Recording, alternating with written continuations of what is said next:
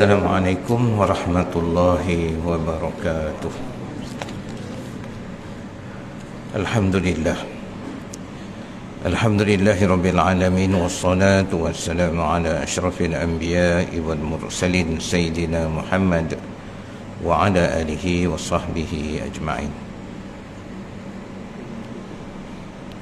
Rabbi shrah li sadri wa yassir li amri wa hlul 'uqdatam min lisani yafqahu qawli. Subhanaka la ilma lana illa ma 'allamtana innaka antal alimul hakim. La hawla wa la quwwata illa billahil aliyyil 'azim. Amma ba'd.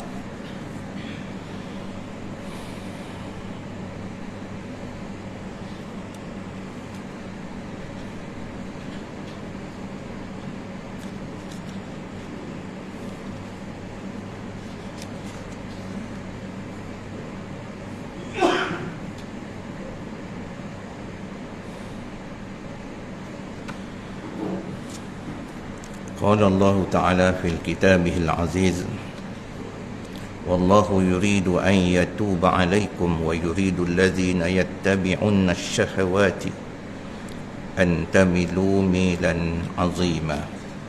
صدق الله العظيم. Firman Allah dalam surah An-Nisa ayat 27, Allah menginginkan untuk menerima taubat kamu, sedangkan orang-orang yang memperturutkan hawa nafsunya ingin agar kamu menyimpang dengan sejauh-jauhnya.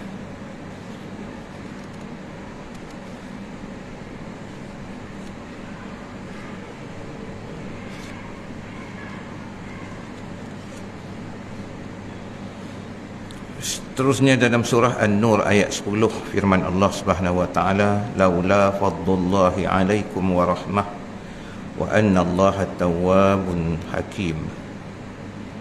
Dan seandainya bukan kerana keutamaan dari Allah kepada kamu dan kasih sayangnya, nescaya kamu akan binasa, dan sesungguhnya Allah menerima taubat lagi maha bijaksana.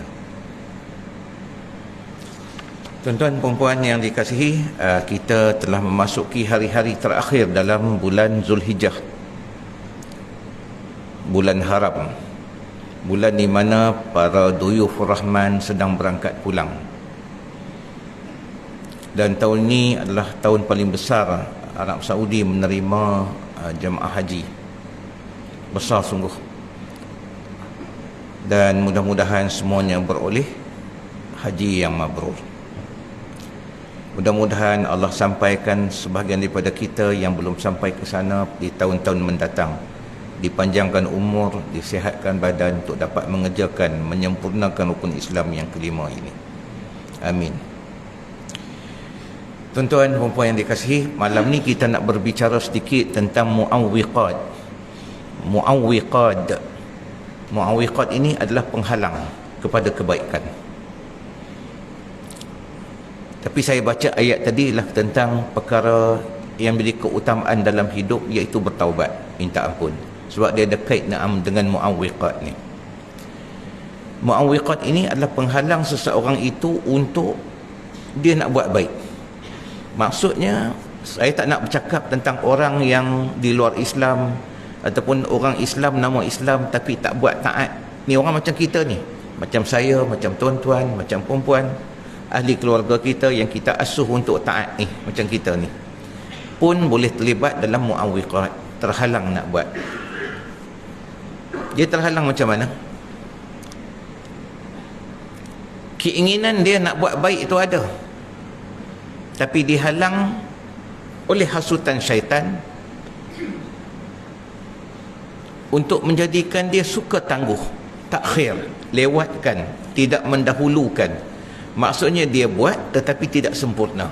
Ini dipanggil mu'awwiqat. Dah datang ke masjid dah,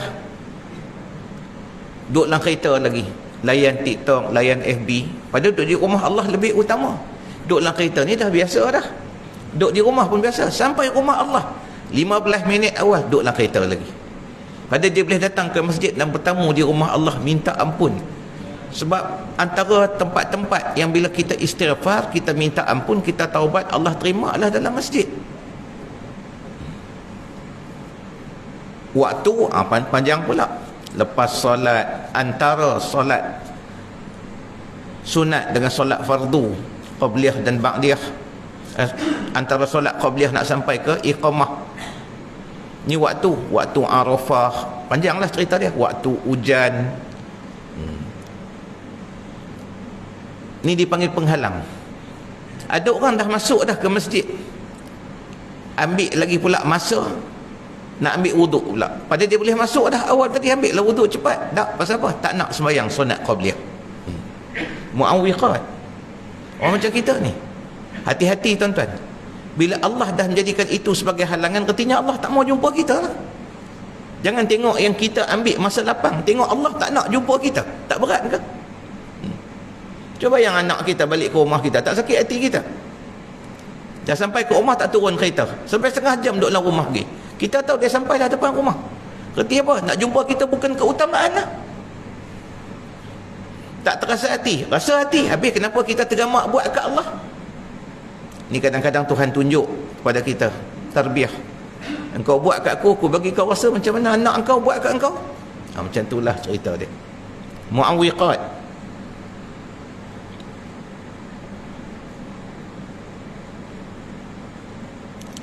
Tuhan jadikan kita bangun malam sebab nak kencing. Dah bangun kencing malam, duduk boleh tidur balik. Padahal sebahagian daripada kita yang dah berumur sampai 50 tahun ke atas ni, kalau dah bangun nak tidur balik tu cukup susah. Tapi boleh duduk atas tempat tidur kat tilam tu sampai kita mengantuk tidur balik. Padahal kita boleh ambil wuduk, buat solat sunat 2 rakaat cukuplah tahajud ni, tapi solat yang berkualiti. Sebab tahajud ni keutamaan. Allah dah kejut kita dah. Sebab Allah nak kita mulia di hari kita bertemu dengan Allah. Hati-hati dengan mu'awwiqat ni. Dihalang kita. Bukan halang nak buat baik, tapi menangguhkan nak buat kebaikan. So harap kita faham sungguh hal seumpama ni. Setiap dia berlaku pada kita yang sesekali datang keuzuran, faktor umur, tak larat, dia datang. So alasan kita banyak. Tu kita takut tu. Alasan untuk nak menangguh tu banyak. Kita nak elak perkara ni lah. Sebab kita tidak bertangguh dalam banyak perkara lain. Contoh, dah balik rumah dah. Macam tadi, hari Ahad, dah keluar dengan isteri contohnya. Pergi minum kat luar. Dah balik rumah, kawan kita call. Jom pergi minum je. Aku tak minum lagi ni, pagi ni, dia kata. Okey.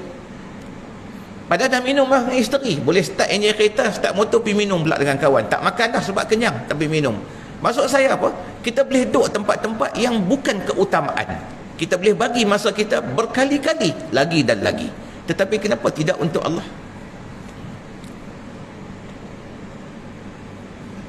Macam selalu saya katakan, kita kadang-kadang kita sampai ke masjid, kita memang tabiat kita suka memberi dalam tabur masjid. Kalau hari biasa kita masuk RM5. Tapi kalau hari Jumaat kita masuk RM10-20. Tapi hari itu kita datang ke masjid, sampai-sampai tengok duit 10 hak kita nak buh kat tabung masjid tu tak ada. Yang ada duit 20. Ni mu'awwiqat dia panggil. Apa dia? Mu'awwiqat ni. Kita kata apa? Allah tak ada 10, biasa duk bagi 20. Minggu depan je lah. Itu maksudnya. Sebab kita biasa istiqamah bagi 10. Tak nak bagi minggu tu. Masuk minggu depan je lah kita bagi RM20. Sebab apa? Sebab kita istiqamah. Kita orang soleh ke? Tak, tuan-tuan. Antara benda yang kita jangan bertangguh, pertama adalah bertaubat, kedua memberi. Jangan bertangguh. Nak niat nak wakaf, jangan tangguh. Wakaf cepat, sebab tak tahu umur kita.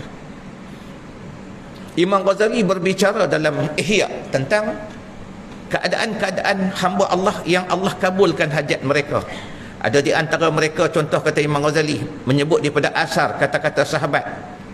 Mereka melihat pada kelakuan ahwal teman-teman mereka, orang-orang yang dipimpin Allah radhiyallahu anhum ajma'in di kalangan sahabat ni. Kadang sampai 100 kali dia meminta, kemudian Allah makbulkan. Artinya ada orang yang Tuhan bagi bukan waktu dia minta. Sampai 100 kali Tuhan tengok ikhlas ke tak ikhlas. Aku tak bagi, kau minta juga lagi, baru Tuhan bagi. Yang kedua, Tuhan tak bagi, kata Imam Ghazali, sebab Tuhan suka dengar apabila dia merintih dan mengadu pada Allah. Tapi Allah tak bagi dia letih, Allah tak bagi dia jemu, Allah bagi dia suka minta walaupun Tuhan tak bagi. Tapi sampai jumlah tertentu Allah kabulkan. Ada orang memberi, dia memberi sampai 300 kali. Akhirnya lepas pada tu dia minta apa pun ke Allah, Allah akan bagi tunai hajatnya. Katalah keadaan begitu. Hari kita nak masuk RM10 tu, dia datang kata Allah tak ada duit 10 dalam dompet, yang ada semua duit 20, duit 50. Kita kata minggu depan lah, pada hari tu hari nak cukup 300 kali. Terlepas kita kena buat balik 300 kali akan datang. Itu nak cerita dia. Jadi hari di mana, ni point dia, tips dia, hari di mana kita rasa letih, jeran, kata orang Negeri Sembilan ni, jemu nak buat kebaikan yang kita istiqamah buat, hari itu kita buat sungguh-sungguh. Tu je. Sebab Allah nak bagi sesuatu pada kita dan syaitan suka melambatkan, menangguhkan mu'awwiqat ni.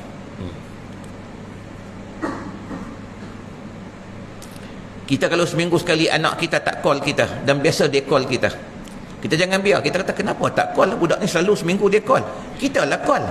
Supaya apa? Dalam diri dia ada satu perkara yang dia kata apa? Allah, baiknya ayah, baiknya umi, kalau tak call dia call. Lepas pada hari itu dia orang bukan takat call, dia suka ziarah kita seminggu sekali. So kita kadang-kadang kalau pihak sana tidak berbuat, kita kena buat. Macam itulah cerita dia, nak elak mu'awwiqat ni. Baik, saya masuk sikit dalam bab haji. Dah lepas dah, tapi tahun depan kita kena start daripada sekarang. Itu nak sebut sekarang ni. Tuan-tuan, keutamaan dalam kita korban haji ni, keutamaan dia lebih daripada raya puasa. Sebab raya puasa kita meraihkan kita yang berpuasa selama 1 bulan, dan kita merayakan balik pada fitrah. Raya haji besar, sebab tu bulan haram 3 bulan duduk dalam waktu tu. Start pada Zulkaidah, Zulhijjah, Muharram, satu lagi bulan Rajab. Terasing sikit, 3 bulan yang duduk dekat. Pasal apa? Zulkaidah orang datang untuk mengerjakan haji, Zulhijjah mengerjakan haji, Muharram musim orang pulang. Nak cerita apa? Hebatnya bulan Ramadan kita raya puasa, lepas tu hari kedua kita nak puasa sunat boleh dah, nak puasa qada ke, nak puasa 6 boleh dah. Raya haji tak dibenarkan, haram puasa. Kenapa? Hari tu hari kita korban, memberi. Lepas tu dia besar raya haji ni, hari kita memberikan keutamaan pada manusia lain. Jadi korban tu perkara besar. Segi ranking korban paling tinggi adalah unta, kemudian lembu, kemudian kambing, kemudian jangan buat mengarut, ayam tak ada lah. Segi keutamaan pula, antara satu bahagian unta dengan seekor lembu, mana lagi utama? Kita dah maklum, satu ekor lembu. Sebab satu ekor itu utama, bukan bahagian. Nak cerita segi ranking korban ni, satu bahagian lembu berbanding seekor kambing, mana lagi utama? Seekor kambing. Sebab memang hak seekor selalu dia lebih mahal lah daripada satu bahagian. Surau kita ni buat berapa ekor baru ni? 17. Ada kambing.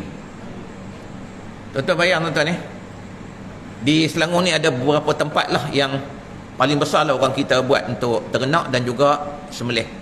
Selain pada Rantau Panjang, Banting kan, tempat-tempat ni. Tuan-tuan pergi tengok, ada lembu 1 tan tuan-tuan, harga dekat 30,000. Ada 7 ekor macam kat Rantau Panjang. Saya pergi sembelih kat sana bagi pihak surau. Kita kata, lembu ni kau nak beli berapa? Tok Sah tanya, dia kata, pasal apa? Orang Rohingya dengan Bangla dah ambil dah, nak pergi hantar aja ke Selayang. Rohingya banyak kat Selayang. Dia orang ambil tuan-tuan, 26,000. Lembu duduk atas lori dah cuk dah. Kita pergi sampai mana? Lembu hak murah hak mana? Astaghfirullahalazim. Tu tanya hak murah kan? Dia nak cuk hak tu dah. Kenapa tuan-tuan? Didikan. Nak cerita didikan je. Macam orang buat haji, buat umrah tuan-tuan. Kita nak pergi buat umrah kan, saya suka tengok tuan-tuan ke hal ni. Diri saya sendiri pun, kita sembahyang dekat dataran tu, kata kita sampai-sampai kita buat umrah, sampai pula waktu tengah hari tuan-tuan pergi buat umrah, kita tawaf tuan-tuan, panas ni. Lepas nak buat solat sunat, kita cari tempat yang agak teduh sikit sebab panas sangat. Orang Afrika tuan-tuan, dia tak kira, sebab dididik sejak kecil, kamu sembah je Allah, kamu berdiri kat mana kamu rasa kamu patut berdiri, lagi hampir kamu dengan Kaabah lagi baik. Contoh kan, dia berdiri tuan-tuan, dia tak kira panas tak panas. Macam tu lah. Sebab keutamaan bagi dia adalah Allah. Suruh nak korban. Bila nak korban, pada dia orang kerja buruh tuan-puan kat sini. Dididik sejak dia orang duduk di sana lagi. Nak korban, cari lembu yang terbaik. Jadi saya nak sebut apa?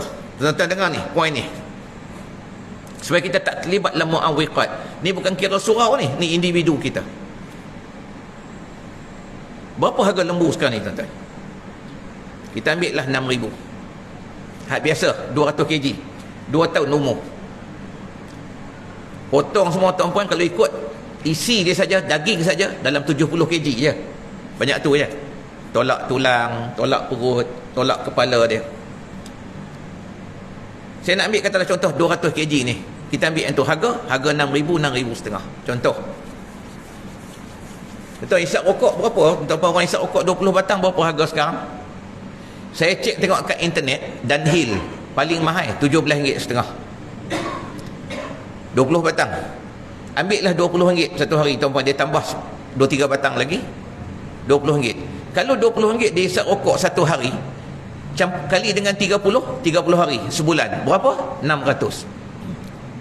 RM600 tu kali dengan 11 bulan. Tak usah masuk Zulhijjah lah, sebab Zulhijjah kita start nak register nama kita untuk korban dah. Sampai Zulkaidah aja 11 bulan. 600 kali dengan 11 berapa tuan-puan? 6,600. Tak seekor kambing. Malah petaka bagi orang yang mampu isap rokok, buat benda makruh tapi tak boleh berkorban, seekor lembu. Tu nak cerita tu.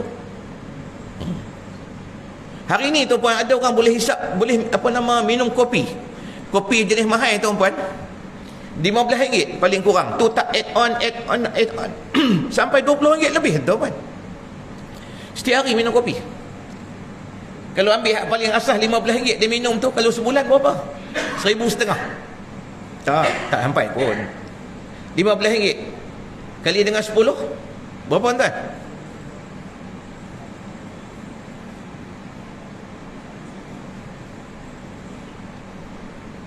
Bengong sikit dah tuan-tuan. RM15 kali 10 berapa tuan? 150 kali dengan sebulan 450.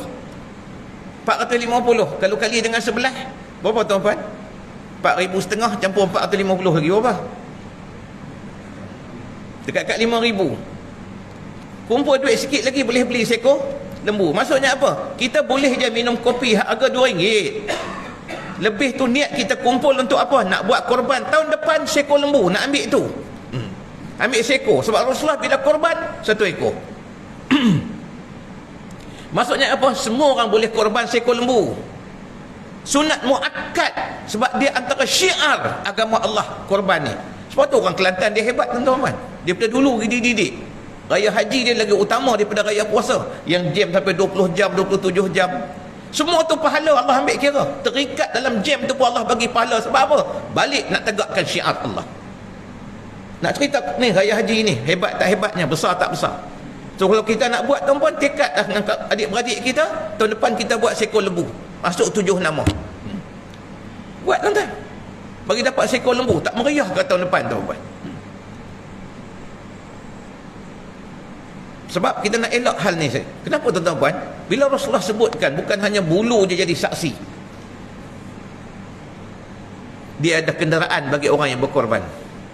Kita pula tu fikir dengan otak kita hari ni, kalau 7 orang naik lembu, seekor tu tak patah ke lembu tu di hari akhirat? Astaghfirullahalazim. Yang kita tu pergi campur kerja lembu, kerja Tuhan tu buat apa? Buat je lah, Tuhan tahulah nak buat macam mana. Cuma saya nak cerita kenapa disebutkan kenderaan. Sebab kita tak tahu apa dia tuan-tuan. Bila kita berdiri kat padang mahsyar, lama mana kita berdiri, kita tak tahu. Maka Allah berikan kenderaan bagi mereka yang berkorban pada Aidil Adha. Hebat tu tuan-tuan. Dan kita kena jaga KPI kita dengan Allah. Setengah orang kata apa? Saya buat di India je lah 290 je. Hati-hati. Kalau kita kemampuan untuk korban satu bahagian kat sini walaupun 900, kita pergi cari murah, sah tak korban kita? Sah, tapi pahala dia agak cacat kerana kita pilih yang murah untuk Allah. Jangan ambil mudah hal ni. Ni dipanggil mu'awwiqat. Dia halang kita nak bagi yang terbaik. Kita bukan tak buat, tapi tak buat yang lebih sempurna. Ni kena tukar. Melainkan dia kumpul-kumpul duit tuan-puan, tak dapat juga nak dapat 900, dia dapat 300. Carilah tempat yang boleh dia korban juga pada tahun tu, sebab banyak kekangan, bebananlah hidup dia yang tak boleh dia nak korban. Paling baik apa? Dekat sini pun dia bagi 900 satu bahagian, untuk sana pun dia bagi juga bahagian. Ni orang hebatlah, ada rezeki lebih Allah bagi kat dia. Boleh tuan saya nak berhenti kat sini ni, nak cerita tentang muawwiqat dalam bab ni sebab baru berlalu dan kita boleh ada kesempatan kumpul mulai sekarang. Jangan kita terjebak dalam perkara-perkara yang lara, yang lalai disebabkan pengaruh syaitan. Engkau korban juga. At least ada orang lain langsung tak korban langsung sepanjang hayat. Jangan ambil bab tu. Ambil kaedah bagaimana kita nak dapat lakukan yang terbaik sebelum kita balik bertemu dengan Allah. Baik, selepas kita tahu tentang muawwiqat ni, kita nak tahu juga halangan dia. Apa menyebabkan jadi terhalang? Dua perkara menyebabkan kita terhalang untuk nak buat baik. Pertama sekali, dosa kita yang lampau. Ni hati-hati tuan-tuan. Sebab tu kalau kita ikut kaedah dalam kita bangun malam buat qiyamul lail, seorang ke buat ramai-ramai ke, qiyamul lail ni paling utama bila kita nak buat solat apa dulu? Orang kita kata buat solat taubat dulu. Tak tuan-tuan puan. Keutamaan qiyamul lail adalah buat tahajud dulu. Sebab tu gesaan Allah. Segi susunan nak buat qiyamul lail ni tak salah, buat taubat pun. Saya nak cerita yang tu je. Tapi keutamaannya kita dulukan hak Allah perintah pada kita. Dalam Quran disebutkan, maka tahajud lebih utama. Lepas tu buat taubat kalau kita nak buat banyak lah. Kemudian baru kita buat hajat. Kenapa kita tak buat hajat dulu, buat taubat ke ikut suka kita? Tak. Nak minta dengan Allah ni kita kena minta ampun dulu. Lepas Allah ampun dosa kita, kita angkat tangan, mudah hajat kita ditunai. Jangan duk bawa dosa dalam buat kebaikan. Kebaikan tu hendaklah kita buat dan kejahatan tu hendaklah kita tinggalkan. Jadi meninggalkan kejahatan lama satu. Yang kedua, kita tak taubat. Walaupun kita dah tinggal, kita tak taubat. Contoh, maafkan saya dalam rumah Allah yang mulia ni. Ada orang pernah berzina dulu sebelum dia kahwin. Ada orang pernah buat masturbate, onani, sendiri keluarkan mani cara haram. Lepas dia dah kahwin, dia berhenti dah buat benda ni. Atas faktor dia ada tempat yang halal untuk dia lempiaskan nafsu dia, baik lelaki atau perempuan. Dia tak buat dah benda tu semua, tapi dia tak taubat. Bila tak taubat, kadang-kadang hari ni dia duk baca dekat media sosial, suat khabar ke tuan-puan, tengok berita kat TV ke, seorang tokoh korporat berzina dengan sekretari dia. Dia kata apa? Ya Allah, pandai buat tak pandai simpan. Itu dia panggil hati yang celaka. Dia boleh sebut perkataan tu, pandai buat tak pandai simpan. Kenapa? Hati dia sakit tu. Muslim tapi sakit, derita. Kalau Muslim yang selamat hatinya, yang salim, qalbun salim, dia dengarnya macam tu, dia kata apa? La ilaha illallah, astaghfirullahalazim. Walaupun dia tak buat, dia tak suka muka bumi Allah dikotorkan oleh manusia. Hati-hati dengan gerak hati kita. Sebahagiannya sebab dia berhenti buat dosa dulu, dia tak taubat. Di bila-bila masa dia datang balik, surf internet nak tengok benda elok, pergi tengok benda yang berdosa dalam tu. Kenapa hati masih condong macam tu? Umur dah 50, umur dah 60, kita dah ahli masjid dah mengaji dah. Kenapa balik seorang-seorang duduk kita boleh terjebak hal macam tu? Sebab ada dosa kita tak taubat. Berhenti sebab ada tempat halal nak lepaskan nafsu, tapi hak lama tak taubat. Macam mana macam ni? Kita dah kahwin contohnya, ataupun kita dah berhenti jadi orang surau, orang masjid dah. Kahwin tak kira lah, tahu kan? Duduk seorang-seorang ni, taubat ni macam mana? Ya Allah, ni aku ni, engkau kenal aku kan?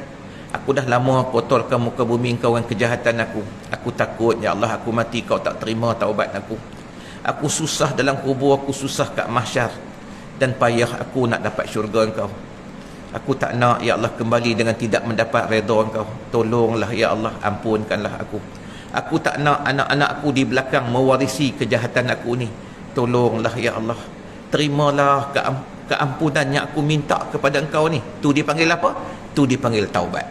Minta ampun tu penting. Kenapa? Dengar baik-baik tuan-tuan. Sekali lagi saya nak ulang, kita pernah sebut hal ni, tapi sebab berkaitan dengan muawwiqat ni, rupanya para ulama sebut kenapa pentingnya taubat. Kenapa Rasulullah istighfar sampai 70 dan setengah hadis kata 100 kali.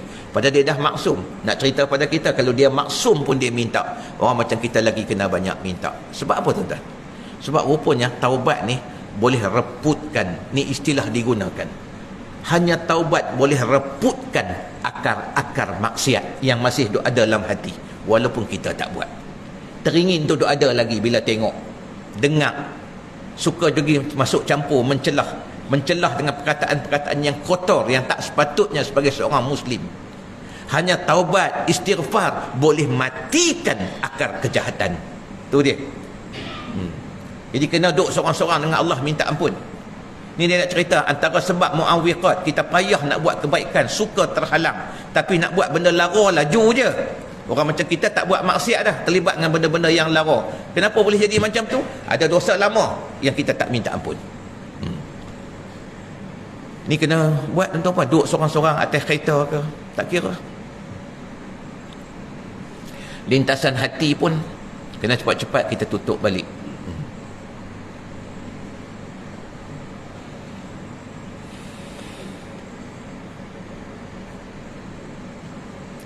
Yang kedua sebab kita kurang berhubung dengan Allah. Berhubung ni maksud apa? Kadang-kadang kita ada waktu lapang, duduk dalam kereta, terikat dengan jam, duduk macam tu lah. Buka Zayan ke, buka Ikim ke, saja layan lagu. Hak kita pasang telinga dengar je lah. Maksudnya ada waktu-waktu di mana boleh kita buat zikir, qalbi ke, qawli ke, tapi kita tak buat. Yang fi'li banyaklah. Macam saya kata, datang ke masjid, tengok kotor, ambil je penyapu, cuci. Sambil cuci tu kata, ya Allah, macam mana aku cuci rumah kau, kau cucikanlah kejahatan yang duduk dalam hati aku ni. Ni orang hebat lah.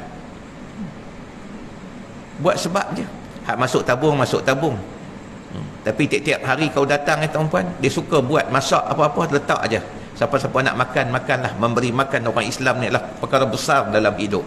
Tak kira orang tu miskin ataupun tidak. So cara fi'li, cara qawli, cara qalbi. Dia kata kena rajin buat benda ni. Kenapa? Contohnya bila masuk je zikrullah, maka keinginan hati kepada lara akan padam, apalagi maksiat. So kena cari ganti. Dan bila kita buat macam ni, antara sebab disebutkan dalam Ihya, antara sebab Tuhan tutup dosa kita daripada orang ramai tengok kat padang mahsyar, ialah dia ganti kejahatan lama tu, dia counter dengan buat kebaikan-kebaikan yang banyak yang boleh dia buat. Ambillah peluang hal-hal macam tu jika kita boleh berbuat. Ada orang pergi ziarah kubur kat seksyen 21, dia cabut rumput-rumput yang ada dekat kubur arwah mak dia ke tok dia. Pada keliling-keliling tu, depan, belakang, kiri, kanan, ada kubur orang lain yang mati. Kenapa tak ambil masa untuk cabut sama? Apa hal kita sampai kat kubur pun kedekut? Ya Allah, tergamak pula ambil rumput kita letak kat tempat orang sebelah. Astaghfirullahalazim. Dalam buat baik ni ada derhakanya.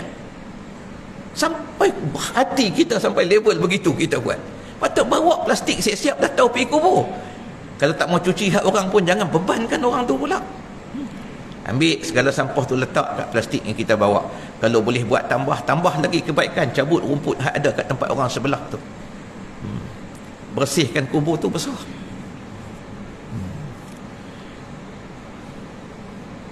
Ada kemampuan buat. Ada orang pergi kubur, tengok kat kubur tu, kubur je. Kalau nak buang air kena start motor, start kereta, pergi buang tempat lain. Sebab apa? Sebab tak ada tandas. Jangan duk fikir nak wakaf untuk van jenazah aja. Nak ganti kapet masjid, surau setengah orang tengok. Tak ada kan? Setengah tu kapet tu elok lagi. Termasuk juga buat tandas untuk orang senang di tanah kubur tu pun besar. Di samping kita wakaf tanah kubur. Tengok tandas tak bagus, tapi kita ada kemampuan untuk nak baiki tandas tersebut. Jumpa orang jaga kubur tu, kenapa ni rosak tandas ni? Ada orang letak napkin, ada orang letak macam-macam sampai tu sumbat dah, dia kata. Tak boleh nak guna, rosak. So kalau kita ada ruang untuk kita buat penambahbaikan pada hal tersebut, buat. Sebab semua itu diambil kira oleh Allah. Ni dikira apa? Cara kita hubungkan diri kita dengan Allah dan bawa orang lain semua supaya dapat berhubung dengan Allah. Semua tu keutamaan. Menjadikan mu'awwiqat ini akan terangkat dan kita mudah nak buat kebaikan. Hati-hati tuan-tuan. Sebab di antara sifat munafik disebut ada 10. Saya tak nak sebut pada hari ini sebab kita buat tajuk khusus, tapi saya nak masukkan sikit je. Antara sifat munafik selain pada 4 yang kita tahu tu, apabila berbicara dia dusta, apabila diberi amanah dia khianat, apabila dia berjanji dia mungkir, apabila dia berdebat melampaui batas, Selain pada yang 4 tu, antaranya satu lagi-lagi apa dia tuan-tuan? Dia orang ni suka datang ke masjid, dia kata duburi mustakbirin. Dia suka lewat dubur. Akhir lepas tu datang dengan penuh bangga, tak nak masuk macam saya sebutkan tadi tu. Tunggu orang dah khamat baru masuk dalam masjid. Ni antara sifat munafik tumbuh dalam diri. Tergamak dia buat pada Allah begitu. Datang rumah Allah tapi tak mau jumpa, duduk kat belakang. Tunggu orang dah khamat baru masuk. Tu pun bila semua orang dah masuk, kenapa? Dia nak duduk saf paling belakang. Dia hatta isyarat paling mudah kepada Allah, iaitu dia tak mau lama duduk rumah Allah. Duduk paling belakang supaya apa? Senang lepas habis sembahyang dia terus keluar daripada rumah Allah. Hati-hati dengan diri kita. Sebab tu bila kita buat perkara-perkara baik ni, rajin bertaubat dan rajin kita buat perkara-perkara yang boleh mendampingkan diri kita rapat dengan Tuhan, maka muawwiqat ini akan terangkat.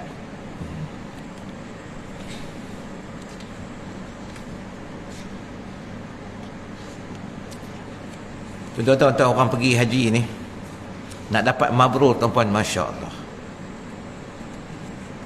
Haji dah selesai ni, maka berjalanlah macam-macam perkara. Ada suami isteri bergaduh, tiba-tiba dah nak balik dah tuan-tuan. Tiba isteri dia period, dia tak buat lagi sa'i ni. Lepas dah habis melontar dah, selesai dah, tinggal nak sa'i je akhir sekali. Tiba datang period. Tabung haji memang bagi, negara lain tak ada tuan-puan. Tabung haji bagi, sebab tu dia hebat. Kalau dia terpaksa tangguh sampai 10 hari, tabung haji akan bagi. Dia nak berangkat hari ni, tiba datang period, dia tak selesai lagi. Dia nak berangkat dah balik lagi 2-3 hari, tengah selesai sa'i ni, dia habis dah, tak dapat nak pergi. Tabung haji akan bagi, dia tinggal sampai 10 hari sampai selesai. Mengamuk suami dia, you tak tahu ke abang ada bergaduh suami isteri. Lepas tu ada kaunselor pergi, ramai kaunselor pergi untuk nak tenangkan jemaah haji ni. Abang dah mesyuarat, dah tahu dah tarikh ni, apa hal yang period nak datang? Bini dia kata, abang mana nak tahu, hak Allah. Baru selesai haji.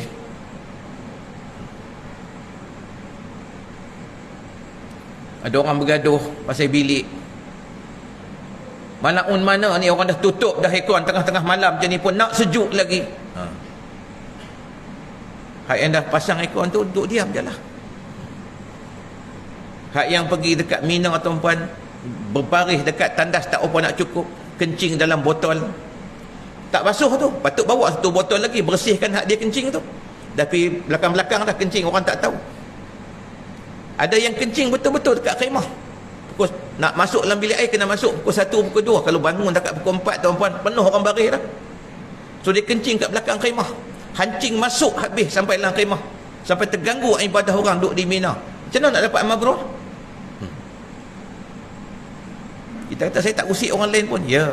Sebab tu ada orang kencing dalam botol. Kencing dalam botol pun tutup tuan-puan, pergi buang jauh-jauh. Nak cerita apa? Perkara-perkara yang kita buat baik ni boleh ada halangannya yang mengganggu kebaikan yang kita buat. Jadi berhati-hatilah. Sebab tu kita datang mengaji tuan-puan, tujuannya nak tambah ilmu, supaya dengan ilmu tu kita faham kita nak bertindak bagaimana, apa perkara utama dan tidak utama dalam Islam dan dalam hidup kita.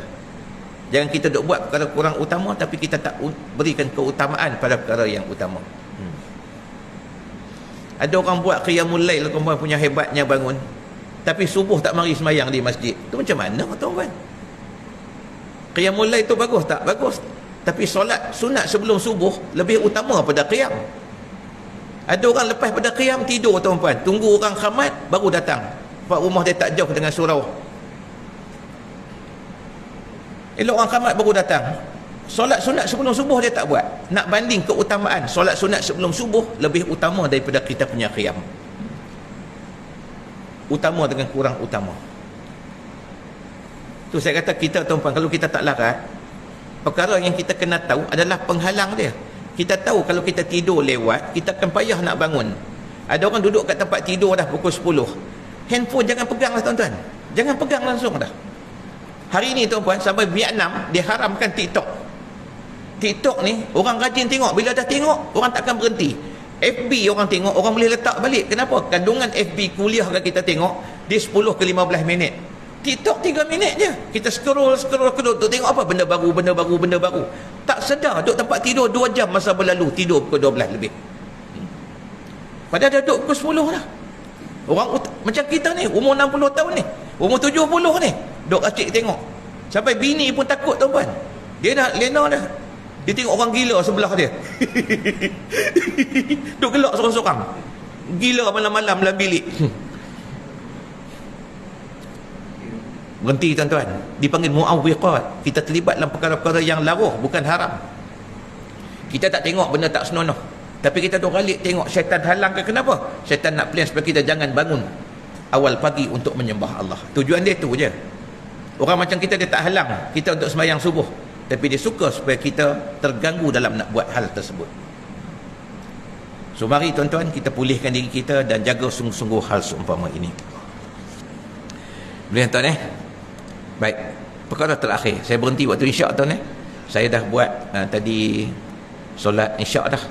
Saya balik pada Melaka tuan-tuan, terus datang sini. So, lepas ni saya nak terus pergi. Bila kita nak minta ampun dengan Tuhan ni, nak taubat, dia ada dua perkara yang kita kena ingat. Pertama dipanggil taubat mutlak, yang kedua dipanggil taubat muqayyad. Taubat mutlak ni adalah taubat daripada segala dosa dan perbuatan yang tak baik yang kita buat. Kita minta ampun secara umum begitulah. Taubat muqayyad adalah taubat salah satu daripada dosa tertentu yang pernah kita buat, macam saya sebut tadi itu. So kita kena tahu benda tu.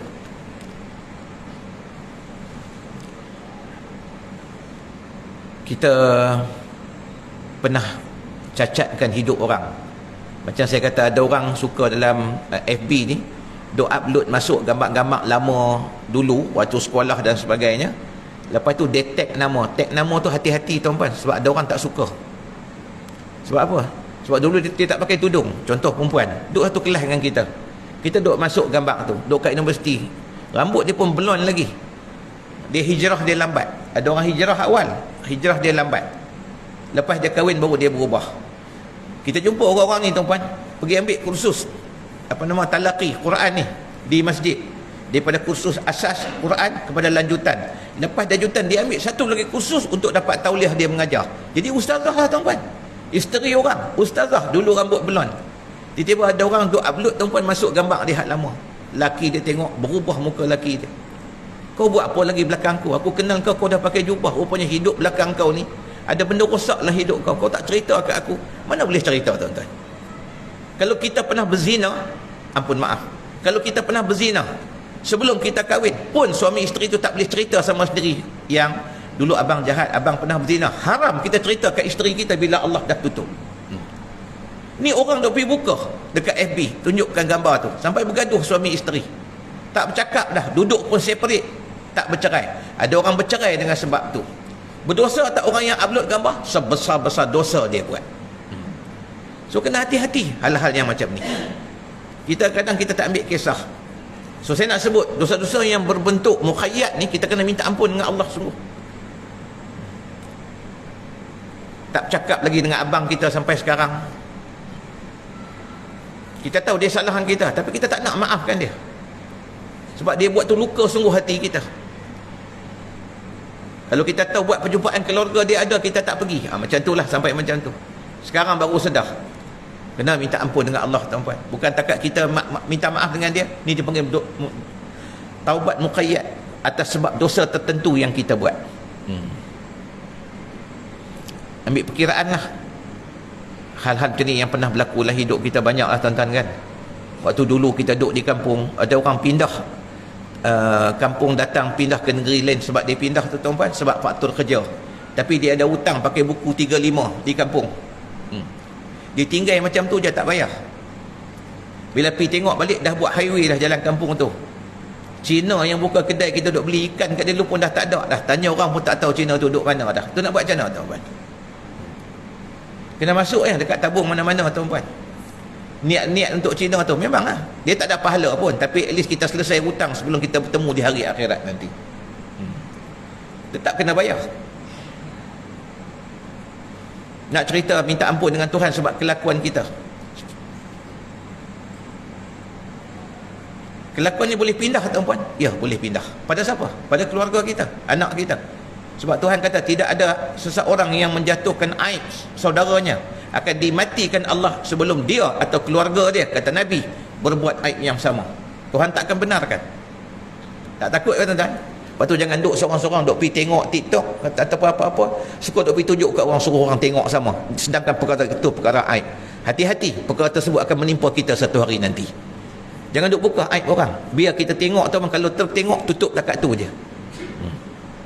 Apa-apa pun kalau kita tahu cerita, jangan duk pergi buka. Dia dah main pindah duduk kat seksyen 20 ni, kita lama tak jumpa dia, kita tahu dia tu teruk, pernah jadi banduan, tiba-tiba dia keluar, dia ubah diri dia, lari pada tempat lama, main duduk sini jadi orang surau, orang masjid.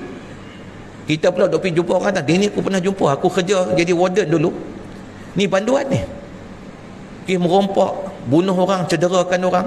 Tuan-puan, dia dah taubat, kita pergi buka buat apa, terpaksa pindah pula pergi tempat lain. Kita buka tu hati-hati. Satu hari nanti, kalau sebelum kita mati, sama ada kita terjebak atau ada ahli keluarga kita yang terjebak buat perangai yang sama macam dia, Tuhan tak suka. Sebab dia dah taubat dah, kita nak pergi buka buat apa? Kita hujung umur ni takut, tuan-puan, kita buat benda-benda yang menyebabkan dia rosak amal kita. Kita dah baik dah. Inilah perkara yang saya rasa saya nak sebut sangat kat sini. Mudah-mudahan Allah menjadikan kita hamba-hamba Tuhan yang setiap hari berjalan hidup kita, menambah baik amal kita dan berkurang kejahatan kita. Mudah-mudahan Allah terima amal yang kita buat, Allah ampunkan dosa lama kita. Mudah-mudahan kita dapat melalui hari-hari selepas Zulhijjah bermulanya Muharram ini dengan watak-watak manusia yang dapat berbuat kebaikan yang banyak dalam hidup ni. Wabihi wallahu alam. Assalamualaikum warahmatullahi wabarakatuh. Subhanakallahumma wa bihamdika asyhadu an la ilaha illa anta astaghfiruka wa atubu ilaik. Bismillahirrahmanirrahim. Wal 'asr.